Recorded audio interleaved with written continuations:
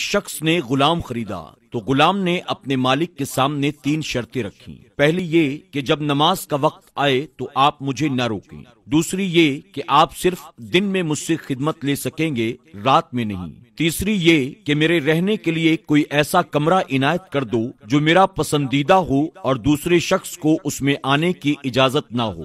مالک نے اپنے غلام کی تینوں شرطیں منظور کر لیں اور حکم دیا کہ اپنے لیے کمرہ پسند کر لو۔ اس کے محل میں ایک سے بڑھ کر ایک کمرے موجود تھے۔ غلام نے سارے کمرے دیکھے اور اپنے لیے ایک ویران کمرہ پسند کیا جو بغیر چھت کے تھا۔ اس پر مالک نے کہا کہ تم نے اپنے لیے یہ کمرہ کیوں پسند کیا؟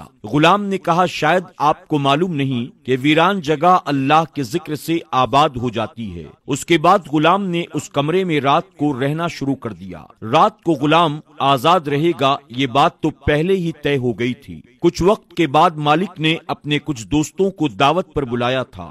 دعوت ختم ہوئی تو وہ چہل قدمی کرتا ہوا غلام کے کمرے کی طرف گیا۔ اس نے دیکھا کہ ایک نورانی روشنی نے اس غلام کے کمرے کی چھت کو گھیر رکھا ہے اور غلام سجدے کی حالت میں اللہ کے ذکر میں مشغول ہے اور دعا کر رہا ہے کہ اے میرے پروردگار، دن کو تو نے میرے لیے میرے مالک کی خدمت واجب کر دی ہے۔ اگر دن میں مجھ پر یہ ذمہ داری نہ ہوتی تو میں رات دن صرف تیری عبادت میں مشغول رہتا۔ وہ مالک صبح تک یہ منظر دیکھتا رہا۔ چنانچہ صبح ہوتے ہی وہ نورانی روشنی آسمان کی طرف واپس چلی گئی اور چھت بند ہو گئی۔ مالک نے سارا ماجرا اپنی بیوی کو بتایا۔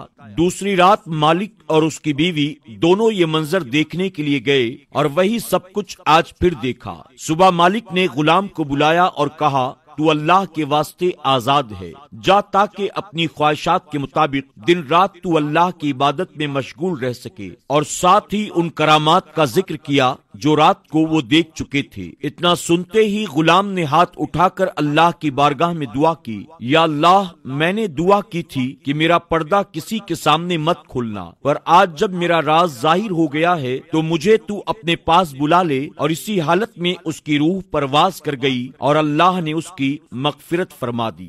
سبحان اللہ۔